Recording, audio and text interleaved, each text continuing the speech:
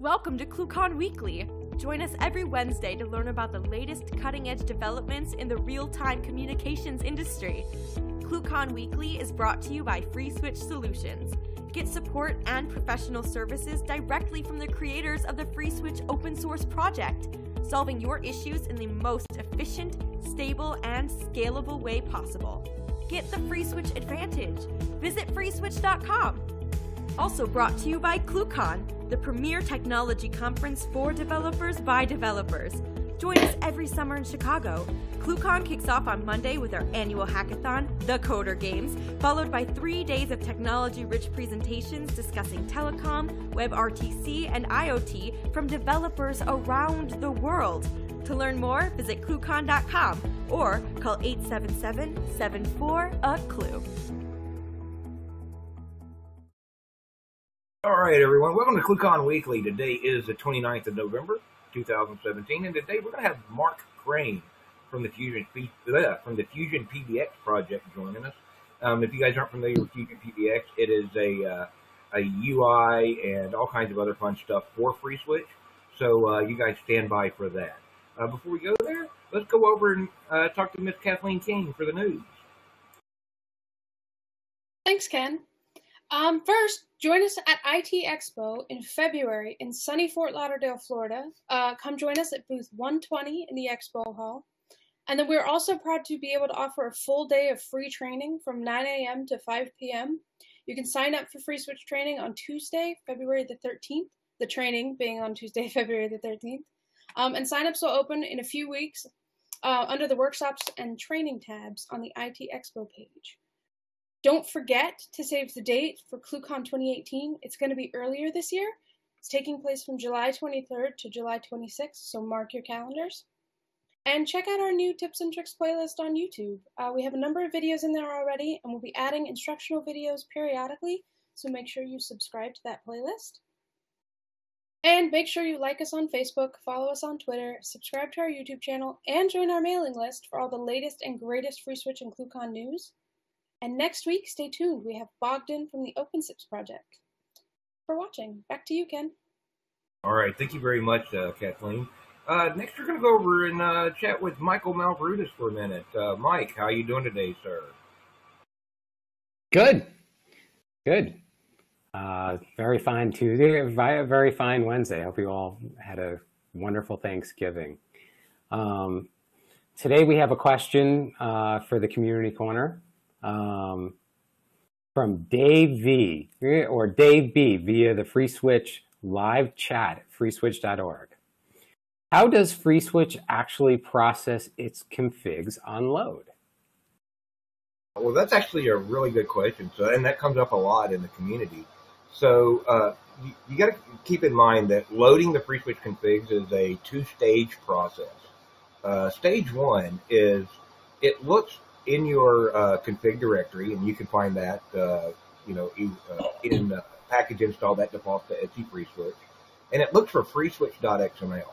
And then what the preprocessor does is it loads that file, and it looks for all the x-pre commands that are in there. And there's a couple of different ones, but the ones that are most important for making sure your configs load are set and include. And then what the include does is, for you guys that are C programmers, it does a glob function, and it looks at that file path in there and finds all those files. And then it deletes that X-pre line, and where that X-pre line was, it actually includes all those files in that location. Now, as it's loading those files, also it does that inside those files also. So if you look at freeswitch.xml, X-pre include, you're going to see it loads like the SIP profiles. And then there's a thing there. Now, inside your SIP profiles, there can be more X-pre includes. So it builds up one big giant file. And that file you can find on your file system. It's called freeswitch.xml.fsxml. And once all the preprocessor is done and that one file is generated, then it parses through that for the different sections of the config.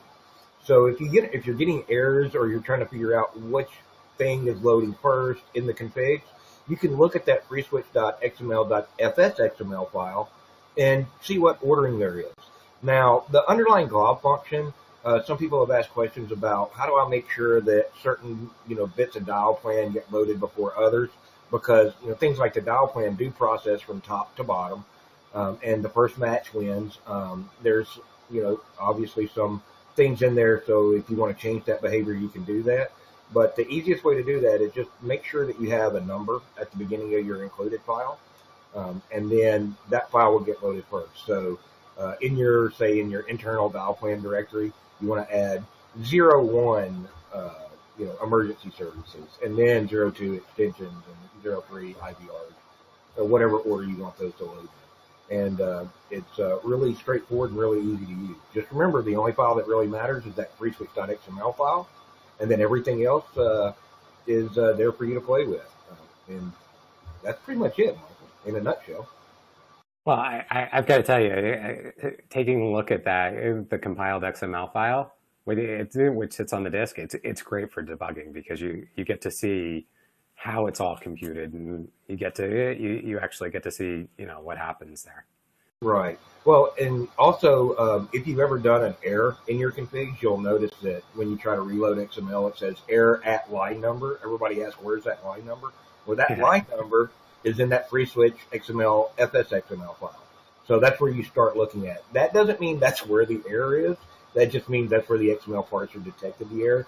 So you have to look around. It's XML, so look for those extra opening or extra closing tags and or missing, quotes, and you'll figure it out. It's kind of a pain sometimes, but it's really straightforward and easy to use once you figure out how it works.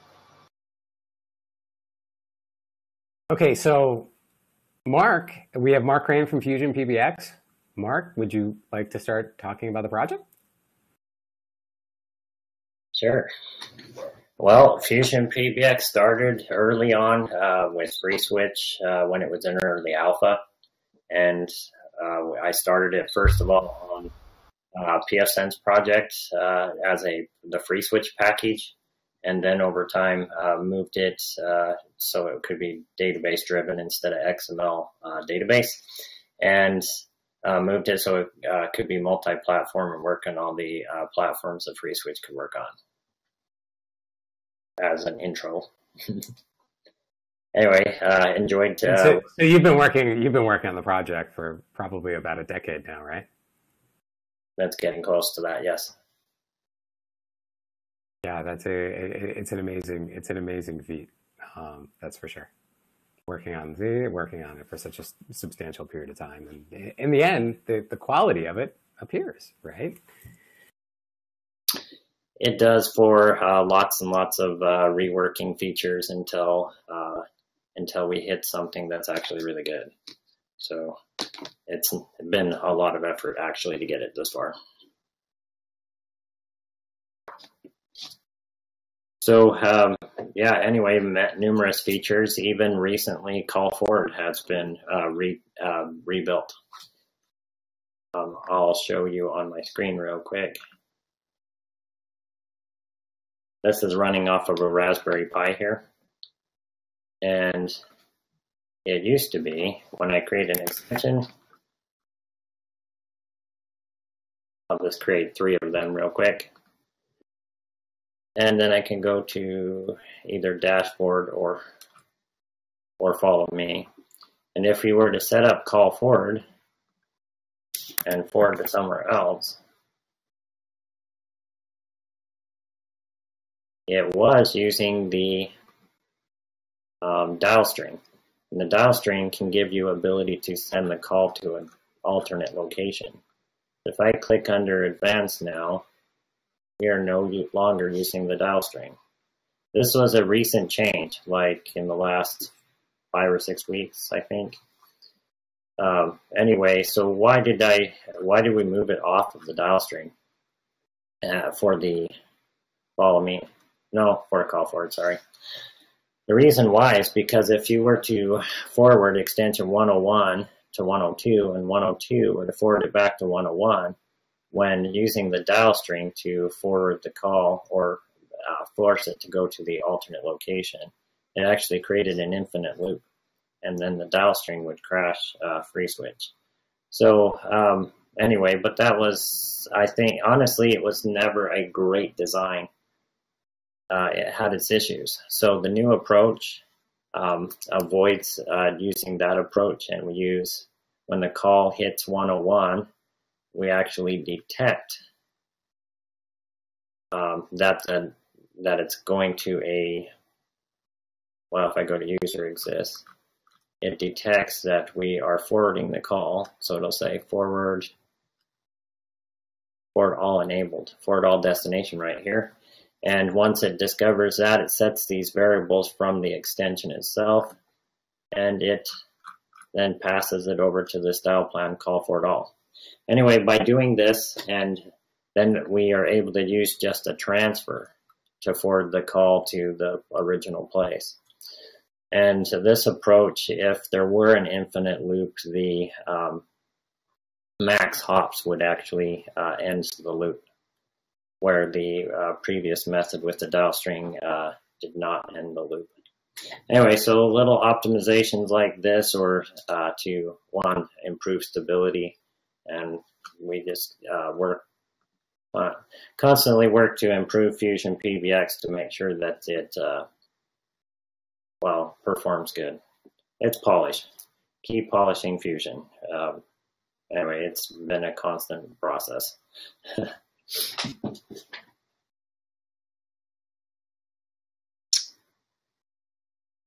Would you? So Mark, you were gonna. Are you gonna do a live install? Yeah. Let's get that started. Okay, so I'm going to the Fusion's website, and I'm going to click on download. I pre-set up a server. This server is on Vultr, vultr.com. You could use DigitalOcean or various other places. This particular place will give you a server with a public IP address. So we're going to start the install.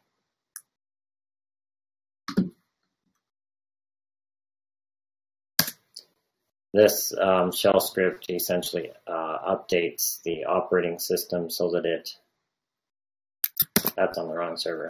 I have two of them set up. One's Raspberry Pi and one. The Raspberry Pi is already set up. So it's running, updating the operating system, just making sure it has the latest repo updates. So with the Raspberry Pi, what type of call concurrency do you see from such a slim device like that?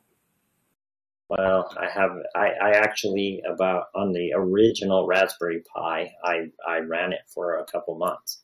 Well, about 6 months, but anyway, the Raspberry Pi 3, I actually haven't tested to see the actual concurrency it can do. But my original Raspberry Pi, well, the original one was only 256 megs of RAM, and so it really was only good at about one call. But the new Raspberry Pi is, I believe, a gig of RAM, quad-core processor, 1.2 or 1.5 CPU. I think it's 1.2 gigahertz CPU, quad processor. So the capability would be, anyway, substantially higher, probably 10 or 20 concurrent calls. You know, it's amazing these days that you can install an operating system and run such sophisticated devices on literally like a $35 piece of equipment. Yeah, you can also do Odroid. Odroid is another company that sells devices. I'll pull it up here. Hard kernel is the website. Meridroid is how you'd get it for the United States. The actual website's right here.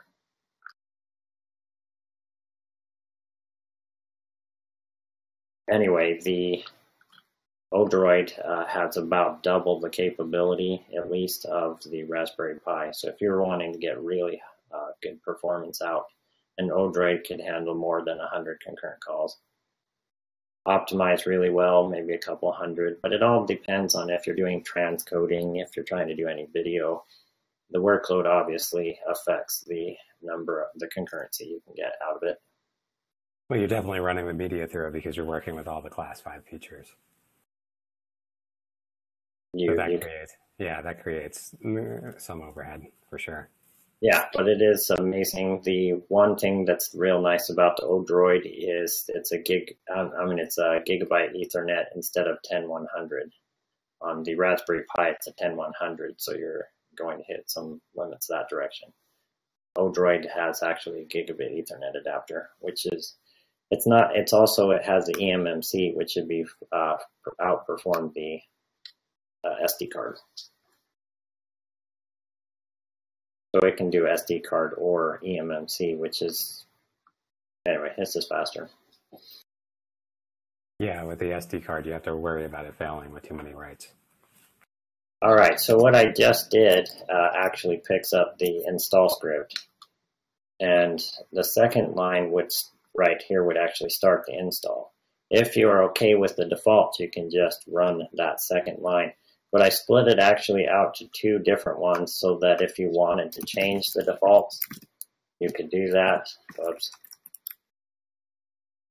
But the defaults as a whole are good for, like, let's say 85% of the use cases that people would be using it for, correct? A large, yeah, I choose the defaults, so I think they're pretty good. So resources, you can modify the config sh to make other choices, but we're just going to, I'm just making aware that you can make changes in that, and then you simply run the install here, or if you're just taking the simple route, just run the next command on the page here. Okay, so I'm going to time this. Ready? Sure. Inaccurately. It's 17 after. Okay.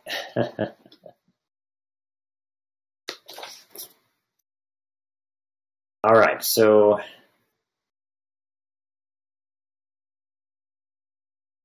it is pretty fast at it, and that's I mean, the credit really goes to FreeSwitch package.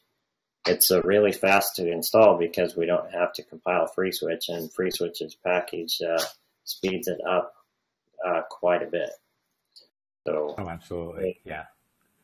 And it's the config.sh file that has the settings in it, the alternate settings that you can do. It has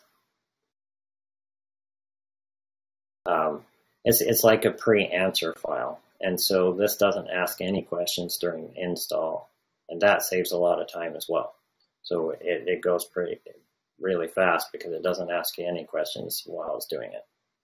Okay, so can you tell me a little bit about the feature sets that Fusion has, or the more popular feature sets that the community uses? Sure. I'll move over to the browser here. We'll have to check back on this. Well, maybe I can not take the whole screen here so that we can see when that finishes. All right, so anyway, so we'll go to the Raspberry Pi right here. And well, Fusion has been, first of all, it's been designed to follow FreeSwitch very closely. So for example, under extensions, the names of things are very similar to what the XML tags are in FreeSwitch. The provisioning is an exception because Fusion, that's purely Fusion, the provisioning the phones. Okay, but other than that, these items are identical, except if an underscore or a dash was used, we use a space, and we camel case it to make it look nicer. Same goes for gateways. So FreeSwitch's list of providers is very valuable for Fusion PBX because we followed the same naming convention, and you can look at the XML and see it. This is the browser's autofill. Anyway, so this helps a great deal because then you can follow FreeSwitch's documentation. I did not abstract away from FreeSwitch intentionally, so most of it is directly associated to FreeSwitch. So the FreeSwitch books, like the Mastering FreeSwitch book or the FreeSwitch 1.8 book that Giovanni and Anthony worked on, is definitely applicable to Fusion PBX. Well, one of the things I've always loved about Fusion is there's really no loss in functionality, because essentially through the GUI you can assign any XML that would be processed. Oh yeah, that's great, because a lot of times when you see GUIs that are, there's an enormous loss of functionality underlying telephony software, and that's not the case here. Fusion PBX was designed to be like an onion. What I mean by that, it's not the taste or anything, it's the layers. So that as far as you want to dive into FreeSwitch, you still have access to get to it. So, and if it scares you, if you're a new person and then maybe you don't want to dive into it, it finished. It's done? It's done. So what was it? 5 minutes. It's a frictionless install in 5 minutes. It was 11:17. Well, that would be 4 minutes, I think. But actually, probably 5 minutes if you add in the other, running the other piece to it. So 5 minutes, yeah.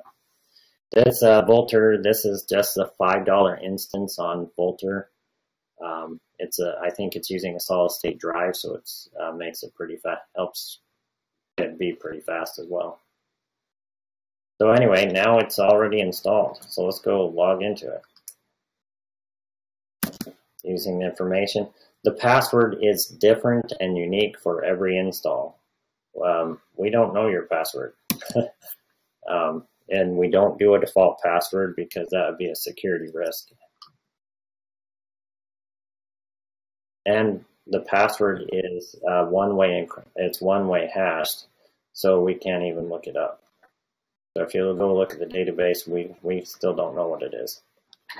And that's an important feature, because a lot of the GUIs that are out there now use a lot of default passwords, which is, in turn turns to security compromises. Yes, and when you get to a certain point, then the hackers really start paying attention to a project, and that's when some of this really comes out. And so we take in Fusion PBX, I take security seriously because we don't want people harmed. And some people probably think that I'm paranoid, but it's not paranoid, it's actually experience. Yeah, I agree with that 100%. All right, so we're already logged in. If we click on SIP status page, these are the actual commands that we would run in FreeSwitch to get this information. So I tried to make Fusion, this is a page for the super admin. A super admin is the person that installed the server. Anyway, so this is a page that is empowering the super admin to actually learn FreeSwitch. So some people use Fusion just to learn FreeSwitch. Sometimes their intent is for using FreeSwitch for something totally different, but they start with Fusion because it's a great teaching tool for FreeSwitch.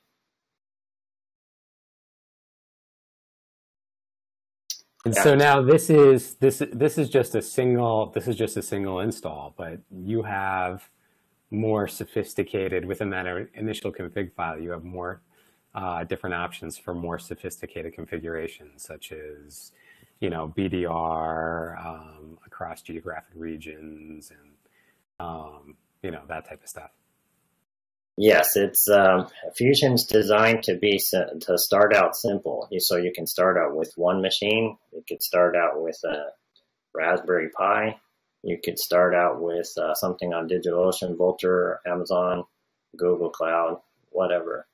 And then if you want to expand and grow to multiple servers, you can set up clustering across in the same data center, across data centers. And you can scale it horizontally as much as you want. Really. So, following up on scalability, what's the largest installation that you know of that's out there? And what's a typical average installation? Well, the largest installation was actually announced at ClueCon, at this last ClueCon, and it's a completed install of 40,000 phones. Wow, that's quite a large installation. Yeah, it's pretty large, spread out across a cluster of servers in 3 different data centers. So, what would be the average for Fusion PBX? Well, Fusion PBX attracts a lot of interest because of the multi-tenant capability. So, I just went to Advanced Domains, and I'm going to add a domain, and I pointed this domain to already to the server. So ClueCon.FusionPBX.com, meaning ClueCon Weekly this time.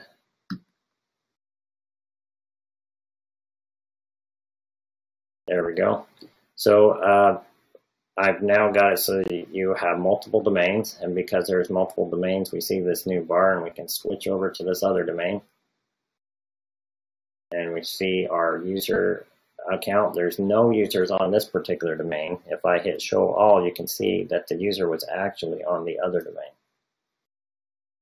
So people use this as a financial model for like hosted services.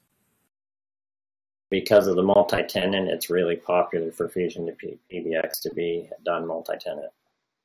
So there are people with that are doing this, like I said, on a small system, up to hundreds and hundreds of tenants or domains. So each customer could have its own domain.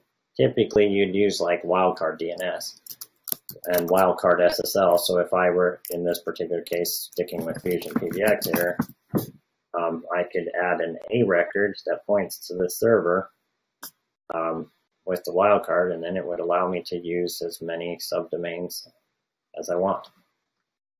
Oh, and I want to bring up that Let's Encrypt with their, let me bring up Let's Encrypt. Let's Encrypt is a free SSL provider, and they have announced, let's see if they have it down here in their blog, that they're going to have wildcard certificate support in January 2018. So this means you could have one certificate and unlimited subdomains. Right, Anyway. but there's a lot of changes. There's been a lot of changes more recently in conjunction with the acceptance of SSL certificates. I think Google's pushing out an initiative to kind of, have a higher trust level for certain CAs, or at least a preference. And I believe it's actually going to turn into it's actually going to equate to better results within searchability. So it's that old PageRank algorithm has been somehow tweaked in one way, form, or another in order to validate the certificates. How does something like Let's Encrypt rank within how the SSL certificates are changing? I'm not sure I'm the right person to answer how it ranks, but I can tell you that an interesting thing is that Polycom's, at least the newer firmware, now supports Let's Encrypt. Yealink firmware now supports Let's Encrypt. So that makes it a viable option. I mean, so you can prove it.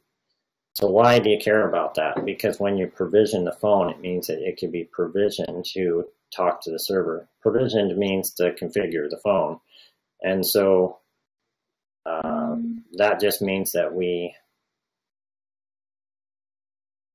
have a secure way to communicate the information that's in the configuration for that phone. Anyway, it's really important. It's really important. Max, how are you? I have a question. Sure.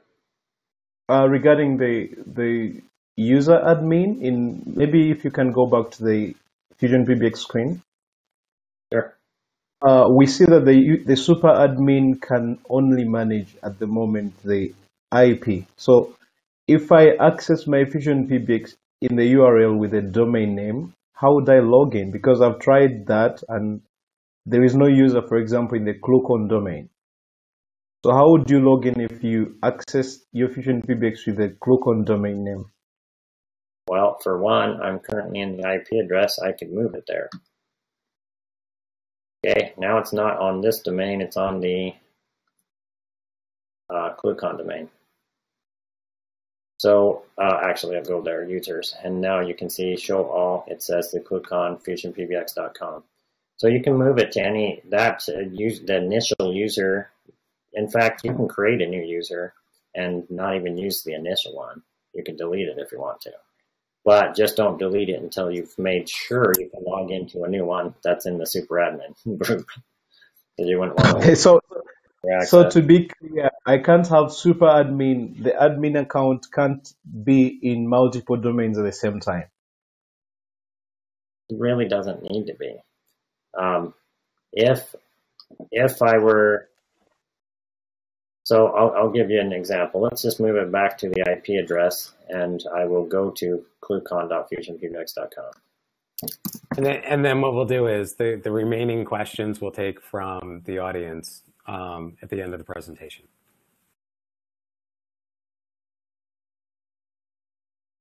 All right, so this is probably a previous password here, so that was saved. My browser. So anyway, I can take this, and this says this is my domain name. So I put that in here. Whoops. And then take the password here. So there, I was able to log in from any domain. And I just used the @ symbol like an email address indicates the domain name. And I think one of the important things to note here too is, although the domain structure actually is something that comes from FreeSwitch as well. And so that's one of the major differences between that and the other, and some of the other class 5 switches, because, or underlying class 5 switches, because in other ones you have GUIs that basically try to create multi-tenancy, but it's not throughout. And so this is something that it's built into the core of FreeSwitch. Yep, it's one of the very nice features of FreeSwitch. So one more thing I could bring up too, if you go to default settings and I type in the word unique, it is possible to make Fusion users globally unique. So if you make it globally unique, now the domain doesn't matter.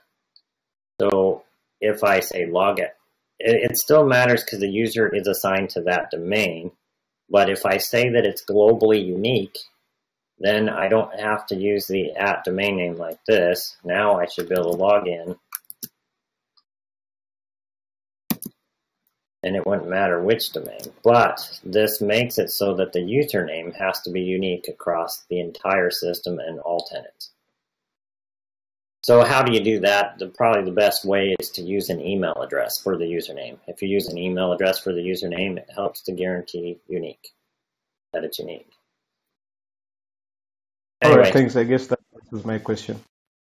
Yeah, it's 2 ways to go about it. But one thing I do warn people is some people will go ahead and add another domain, and then they'll say, well, I don't need this domain. So they'd go here and they'd hit delete. But if you do that, if you didn't put a user, a super admin user on this other domain, you deleted your account that you used to log in.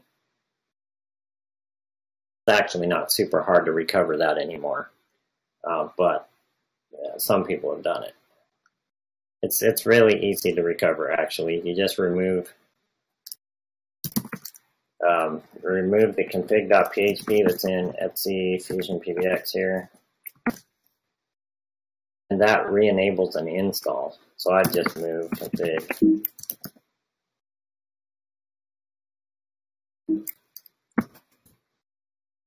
Like that.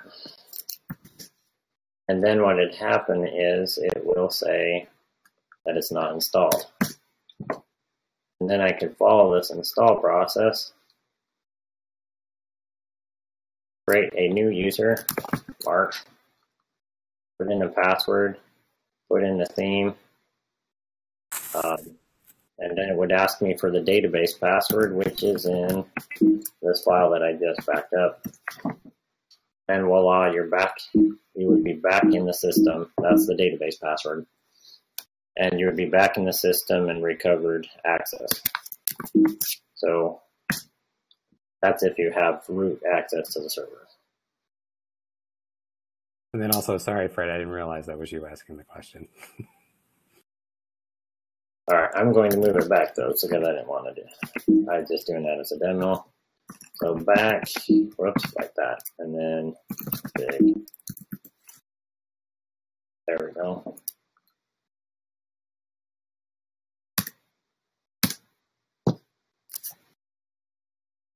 There we are. I'll log back out.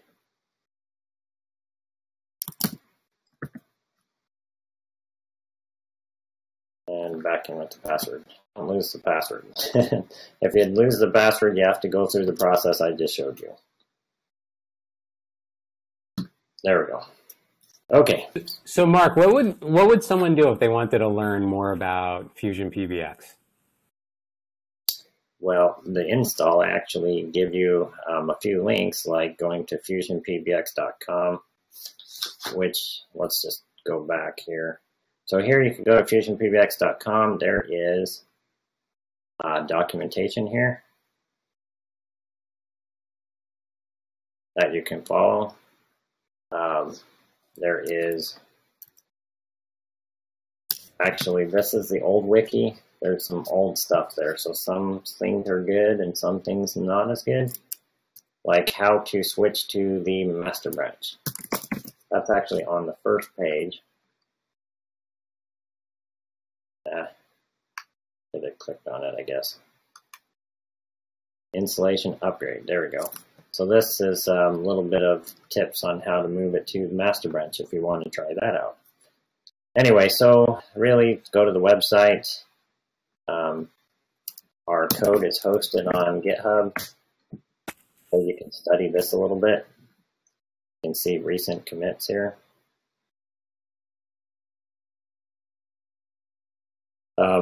And there's also youtube.fusionpbx.com, which has various videos on getting started as well. Anyway, and then, quite honestly, you can go to youtube.com/freeswitch, and you can find some of the talks that I've done. This will be my third one, I think, for ClueCon Weekly, so you can learn a bit about Fusion by watching ClueCon Weekly. And of course, there is the, I hold periodic training. I actually haven't gotten it announced on the website, but we do have some training dates for this month. Anyway, in this, we try and cover as much as Fusion PBX as possible. Admin training is chock full of 2 days of lots of going through everything in the GUI. The advanced training is really focused on multi-server failover, load balancing. Currently not dynamic load balancing. It is balancing the load by setting up, by distributing the load based on the domain name. Anyway, but each class gets better. The advanced class, each class we generally learn or add a bit more, and it gets better and better. So, oh, and this one is, these two classes will be done across WebEx this time, Cisco's WebEx. In the future, I hope to actually use FreeSwitch itself to teach the class. So, anyway, it just shows the power of FreeSwitch when you have the capability to do that. In fact, Virtual Communicator would have enough capability to do it. So in the when Ken was talking about computed XML coming off the disk in the community corner, you don't do the same thing, correct? That is a good point. So we actually have, I mean, if you go to XML editor, or if I were to go into, let's see, FreeSwitch, this is FreeSwitch's XML config files, and they are a just a slight a variation of the vanilla FreeSwitch's vanilla config. I made a little bit of changes, like I don't say lang here, I say languages, but that's pretty minor. Auto load configs, here's the configuration for each one of the FreeSwitch modules. If I click on something, it tells you where it is, and you can copy and paste it and use it over here. So if I wanted to get into switch.com, I could copy that. I'm already there. I could save it here, but if you're a console guy and really want to do it that way, then you have the option of picking it up over here. All right, so when you hit Reload XML, FreeSwitch, as was mentioned earlier, actually takes all these XML files, starting from this one, and it does these includes, grabs everything in auto load configs, everything in dial plan, chat plan, directory, languages, and combines it all into one XML file, which is actually varlog free. Using the package, it's varlog FreeSwitch, and it's this freeswitch.xml.fxxml, and that's the combined file. The interesting thing about FreeSwitch history, which is kind of cool, is early on, this was the configuration. We had one configuration, and it was gigantic. And it's like what we have here, except capability was added. So you can see this is just a brand new install, and it's just 7,678 lines. It's big. It's pretty big. Anyway, early on, our configuration was one file. So I believe it was Anthony that broke down into smaller pieces and created this awesome design. This actually specifies section directory, chat plan, dial plan, configuration. You'll notice in Fusion, anyway, so that we didn't have to manage one gigantic monolithic file. Anyway, it was a wise decision.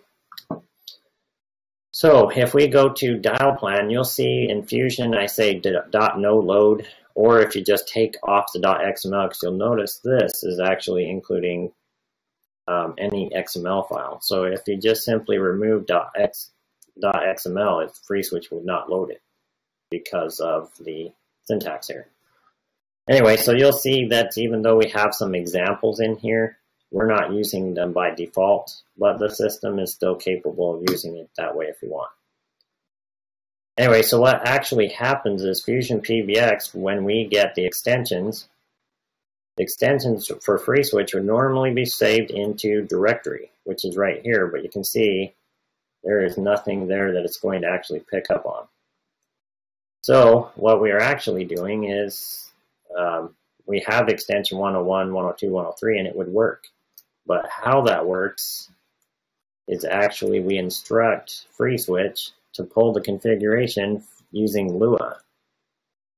We go to lua.conf.xml here, and you see XML handler scripts, and it calls a Lua script that calls application XML handler and binds to the section configuration, dial plan, directory, and languages. If you compare that with what we actually saw in freeswitch.xml here, this one, you can see section, configuration, dial plan, directory, languages. Anyway, so all of those can be loaded through this XML handler using Lua. So anyway, the Lua talks to Fusion's database and then builds the XML and delivers it to FreeSwitch and then caches it. And so this approach is very similar to FreeSwitch's other feature of XML curl. And the XML curl, however, is using FreeSwitch would contact a web server, and the web server would have code on the end. It would pass information to it, and it would respond back with the XML that would match.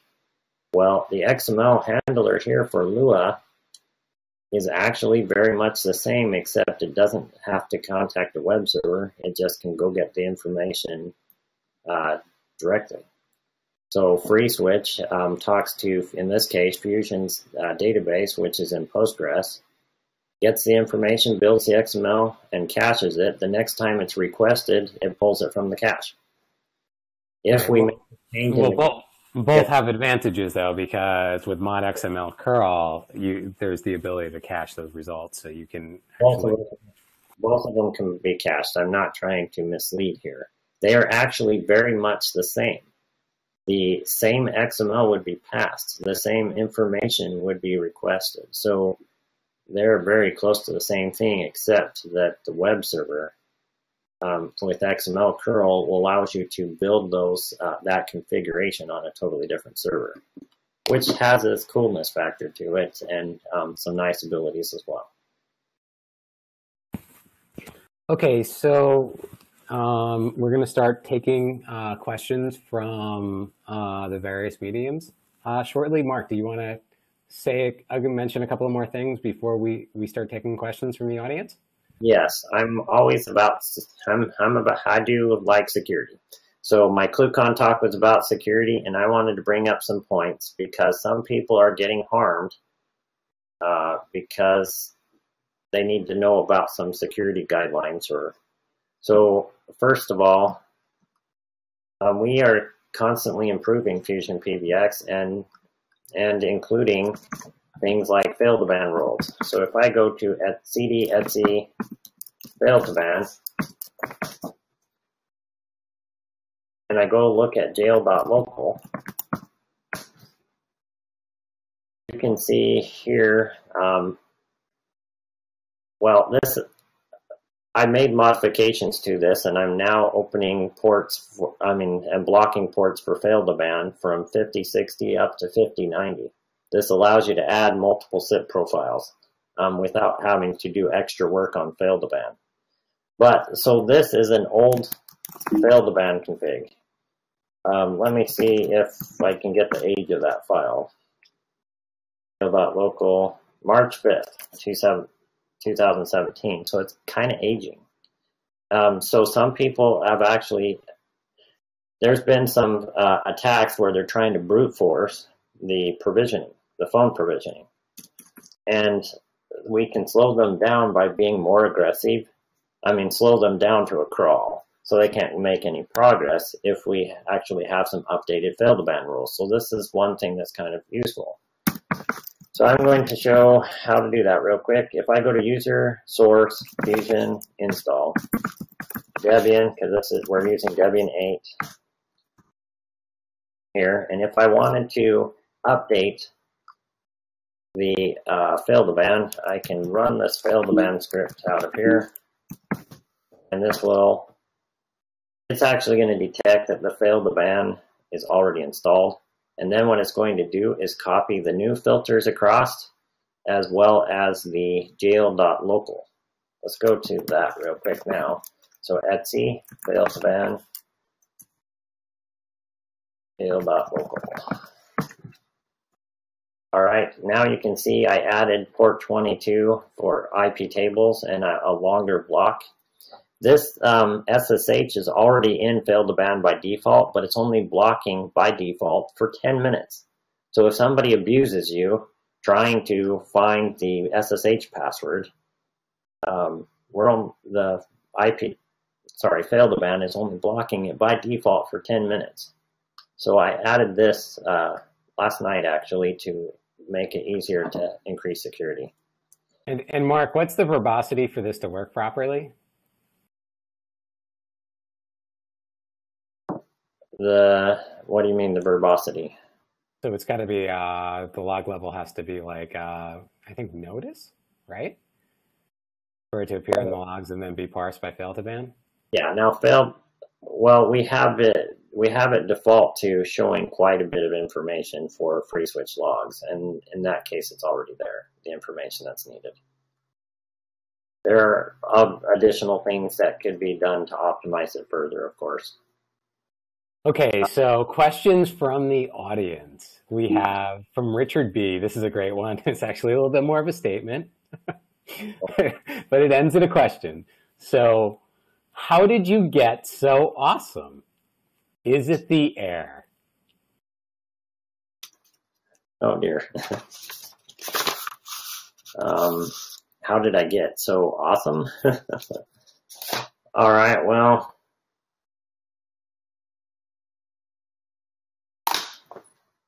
Do you want to move on to the next question? But I can say this, as a little kid, I always wanted to build stuff. I built my first thing I tried to sell in a yard sale when I was 5 years old. And so really when in the summer times, I would often spend my time trying to invent ideas or something to make. And so I actually kind of gravitated to programming because I like to make things. And it also I didn't have much money. So I like the idea of programming because all the parts that lots of the parts are free. So anyway, so that's one of the reasons why I started doing this. And I like these are always the details I love the most because you know it's the personal details that that create the individual and give depth to you and the project. Anyway, and for some reason, I've been attracted to communication technology for a long time.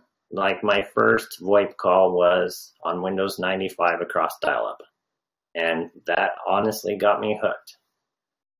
So it was a long time ago, and it was actually a video call, but it was really choppy because video call over dial-up is obviously not going to be so good. Anyway, but that got me hooked, and I was excited about it, and then I'd like to build stuff. I found FreeSwitch, and I just thought it would be fun to start working on. And so I did it, and I kept going, and I haven't stopped. So this is actually a very good question. It comes from YouTube and from Igor. What is a roadmap for the next stable release? And for releases at all? Well, I have done many. I mean, Fusion PBX is currently on. Initially, I did releases like version 1, version 2, version 3, and then I switched more to 3.2. 3.4 was a release, 3.6, 3.8, 4.0, 4.2. So that's how many major releases we've actually had. But I am working on, obviously, a new release, but I don't like to release it until it's ready. I've had complaints in the past where I put out a release and people thought it was too buggy, and so I just were working on it and polishing it until it gets the seal of approval, and I think it's good enough. Honestly, you have multiple branches on GitHub as well. Sure. So if somebody wants the bleeding edge development version, they can check out the development version. And then there's also stable as well.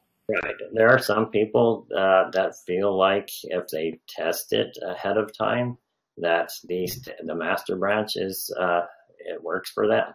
And then there's other people that are like wouldn't do that for any reason, and they're using the stable branch. Would I like to get the release done by Christmas? Absolutely. It'd be my gift to the world. It's just I'm not going to do. I'm going to try and make that a goal, but if I can't reach it, then I'll release when it's actually ready. And I've got to tell you, I think GitHub CDN is a little bit faster than Santa's sleigh.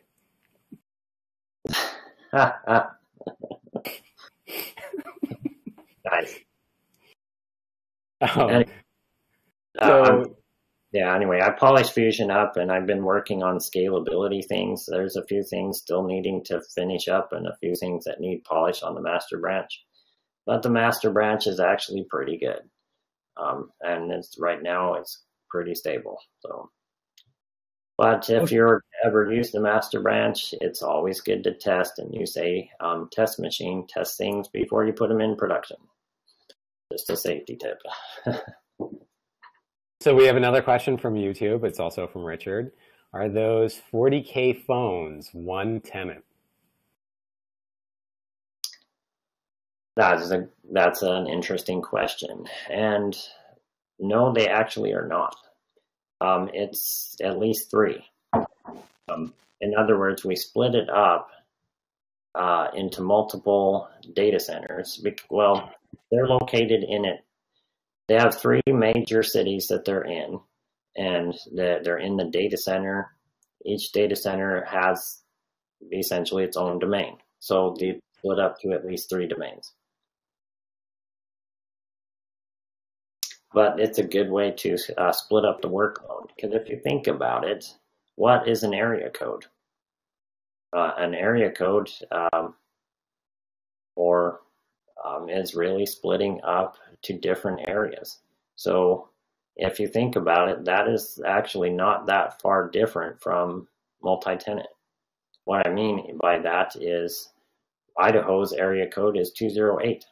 And so that means that, and if I want to call Colorado or California, they have different area codes.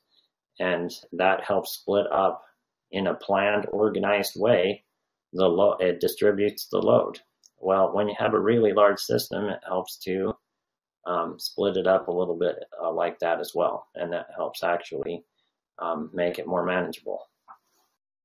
Particularly useful too when you would need different rules for a particular, so for example, if you're in a different city,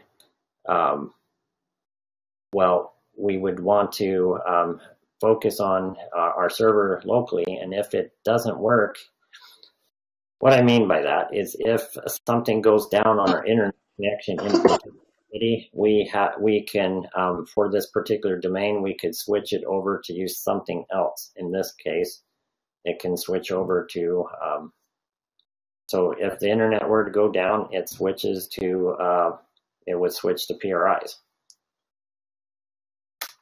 Anyway, so by splitting it out and organizing it this way, it actually made it easier to manage.